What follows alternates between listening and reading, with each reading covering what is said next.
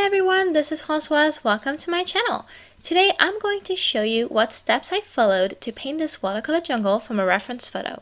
Not knowing where to start with landscape painting had me stuck for a month, but I practiced landscape painting through a lot of classes, and over time I realized the key elements to painting what you see fast and easy are always the same.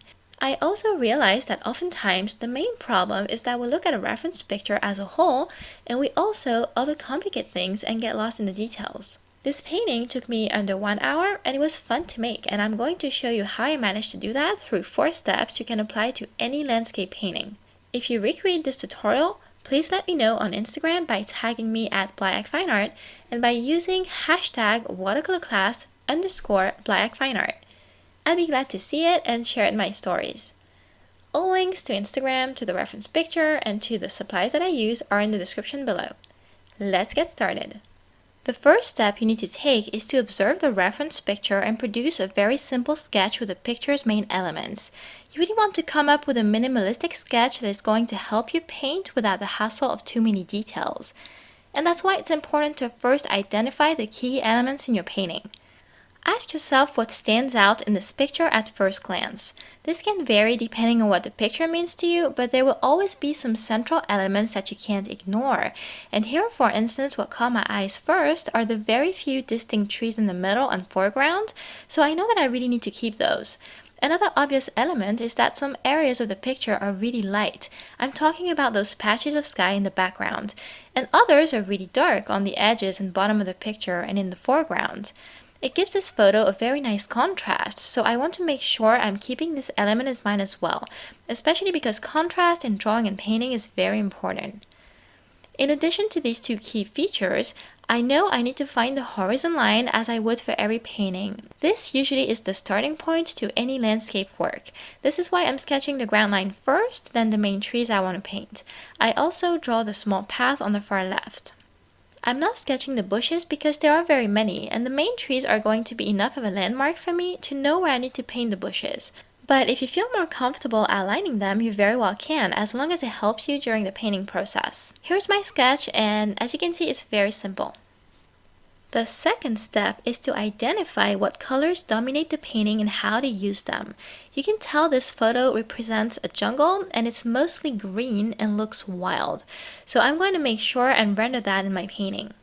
I prepare a few washes, one thick wash of perylene green for the dark spots in the foreground and for the closer trunks, one light wash of perylene green mixed to Payne's gray that I add a lot of water to for the darkest parts of the bright and foggy skies. And I don't have a yellowish green in my palette for all those bushes, so I'm using some cobalt green that I'm mixing to lemon yellow to get something a bit flashy. I'm thinking that this should balance the deep perylene green color pretty well and give this painting more of a jungle look. For the small path, I'm mixing some light brown called magnesium brown to burnt sienna. If you want to use any other light brown, that's fine. I'm giving you the names of the colors I decided would work best for me as a guide, but I don't think these specific colors are what matter most to make the painting successful. Now we have our colors, we're going to paint a base layer onto our paper. The purpose of that is to help with the depth of your final painting, but mostly to guide you through where each final element should be. I wet my 5x7 sheet with clear water to make my first layer wet and wet, which will allow all the colors to mix together and to avoid harsh lines. I know some people prefer to work on sections, first the sky, then the ground, etc. And it's up to you to decide what fits you best. For me, I like to take care of the whole sheet in one go when I can, since some photos might require to work on sections. Here I find it looks better and smoother to take care of the whole page. There are also less opportunities for harsh lines, blooms, and it's quicker. I'm still moving from top to bottom, mainly to avoid smearing fresh paint. I apply my light wash of perylene green and Payne's gray in the upper part of the picture, and I'm careful to leave white areas like the ones I see in the reference photo. I add touches of a more vivid green, that yellowish green mix I made from cobalt green and yellow, and I do that where the sun is shining the most. You can see on the reference that some of those areas back there in the sky are a bit more vivid. I move towards the bottom of the picture now, and I cover all of the bushes area with that same mix of cobalt green and yellow. You can vary the values there by adding more yellow to the mix or more green. And finally, I'm adding dark spots with my thicker wash of perylene green. If you're having a hard time identifying which area of your photo should be noticeably darker, you can use this drawing trick and squint your eyes fast and repeatedly while looking at the reference. It should be more clear where those light and dark areas are located. Our first layer should render what you see when you squint your eyes like that, a mass of blurry colors, pretty much. Just remember, if you paint this photo, that what matters most is to leave the white areas in the sky noticeably white and get some very dark spots in the bushes. Not too many, but enough to help with contrast. You can also lift color like I did here and get those white back while the paint is still wet. Now we have our base layer. It's not perfect, and that's okay because this is just the first layer and it will be covered with more detail. And we're not looking for a hyper-realistic painting anyway. If you look at my painting, it looks realistic, but it's still pretty loose. I don't know, we could call it semi-realistic maybe. We're going to let this dry, and if you want, you can move on to the wet on dry stages. I'm going to elaborate next, but I decided to make another layer because I think some areas could use more color and my path looks weak. Layering more color over the top of the first layer strengthens the intensity of the color since, as you may know, watercolors dry a lot lighter than they look when they are wet. I'm letting this dry and I can move on to the third step, which is to work on a bit more detail, wet and dry, and move from back to front now. This means we're going to think background to foreground. We're going to layer some more, but this time it is really different because we're layering wet on dry, and we're doing it from back to front. What we want to achieve here is to make it look like some trees are much farther in the background and some much closer. We're going to use color intensity for that, lighter in the back, darker as we move forward. Let's look at our background first. There are a bunch of tree trunks. It all looks very messy. This is another indicator that you don't need to obsess over getting things exactly like they appear on the photo. Let loose and hint at what you're seeing with a few quick strokes. With light perylene green, I'm tracing a few tree trunks. They will dry lighter than what they are now. For tree trunks like these, using a brush with a fine tip will help you make them look nice, more gracious. My list of supplies is in the description if you want to know what paintbrushes that I'm using here. Now I'm moving to the middle ground and I see more trunks. I'm adding them, but this time I do it with a darker wash of perylene green. The less water in your brush, the darker your paint will be. I fade the top of these with my finger, or you can also slightly wet your brush and pick some of the pigment up. I'm fading these parts because the sun is shining heavily there. We don't see the top of those trees clearly in the picture. Make sure to also paint trunks that are not all straight, not all of the same size, lengths, etc. Make them different. These are the kind of detail that make the painting look more accurate. Even though we're not copying everything exactly and we're painting every single trunk or every single leaf, far from it. I'm moving even closer to the foreground now, with those two very noticeable trees. I keep on using the colors in my palette, dark green perylene for the one on the left, and a mix of perylene and my browns, magnesium and burnt sienna on the right one, because it's a lot different in color and I want to make sure I have that in my painting too. Mainly because this allows me to use that brown in another area than just a path, and I think it will help balance the painting rather than having a bunch of green everywhere and one single small spot of brown for the path. I'm adding more tree trunks on the left side. I feel I need more there. Now I'm adding the trunks nearer to us. I want them to be very dark to show they are in the foreground. I'm using my darkest green, which is that very thick wash of perylene green I made at the beginning. I add branches and the bushes randomly to make it better than just a bunch of leaves, and this is another way to balance my painting.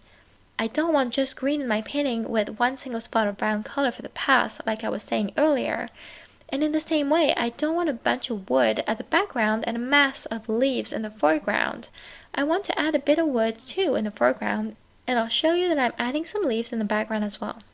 My fourth step is to focus on detail to finish the painting beautifully.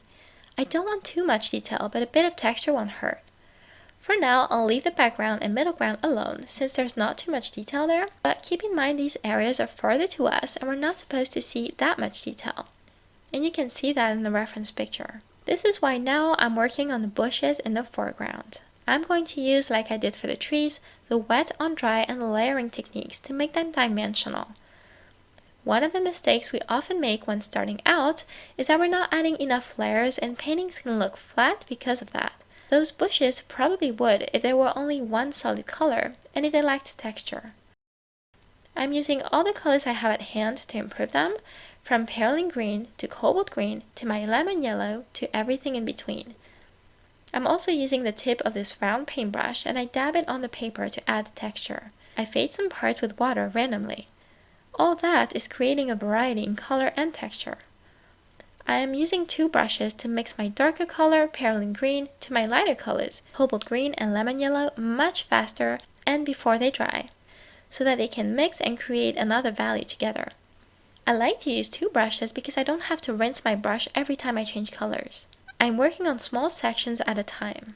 I'm working wet on dry, so don't worry if something dries. You can work on it again later.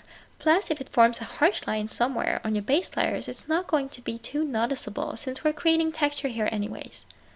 If you feel your middle ground needs more work, you can still add some detail with the same techniques, but you'll need to use way more water, and that's what I did when I added more leaves there. Also, I'm splattering paint on dry and on wet for fun mostly, but what I was trying to do was to create a bit of texture and it didn't really work the way I was imagining. But that's okay for this type of loose painting and it's a lot of fun to splatter anyways. Now I'm working on the tree on the left side in the foreground. The leaves are a lot brighter there, so I'm using cobalt green and a lot of yellow. I didn't paint the branch and leaf that stick out in the picture on purpose, and you don't have to paint every single thing you see. I didn't do it because I felt that it may look odd, so I didn't take the chance. I keep adjusting my painting and it gets easier and easier to improve it now to see what needs fixed. I'm darkening that tree a bit more too. I'm adding a bit of detail to the one on the far right with the tip of my brush. Notice how much more interesting it is looking now. I'm adding splatters on the path to make it look like there's gravel, leaves, or whatever it is that we see on the reference picture. What I like best in all of my paintings, whether they're portraits or landscapes, is adding white gel pen or white gouache. The white in my pen is so concentrated, it brings the painting to life. I'm adding hints of light on the trunks here and there, on the branches, but not too much because we don't want it to look like snow. It makes the whole thing look much more luminous. I'm adding a few dots on the path and on the tree trunks closer to us. I'm also adding some white spots on the bushes, and you can see on the reference the light is shining on some of the leaves. Again, I'm not trying to copy the picture exactly. I'm just roughly translating what I'm seeing through various fun techniques. I hope this fun painting motivated you to try it yourself or tackle your own, and if you do try this one out, please tag me on Instagram at blackfineart and use hashtag watercolorclass_blackfineart. The more you tackle quick projects like this one, the better you will get at understanding those steps through experimentation and guessing which technique would give you the desired result for any painting. It has worked for me and I trust it will for you too if only you get started and practice. Remember to always think in layers, see through a complex photo, take the main elements, mark the main areas with the adequate color, build up details upon this base, leave out the unnecessary elements or those too detailed or not pretty and use your watercolor techniques to add details through color and textural effects. If you enjoyed this video, please give it a thumbs up, share it on social media, leave me a comment below, and don't forget to subscribe and hit the notification bell for more landscape, portrait, floral, and tips and tricks videos. Thanks a lot for watching and see you soon!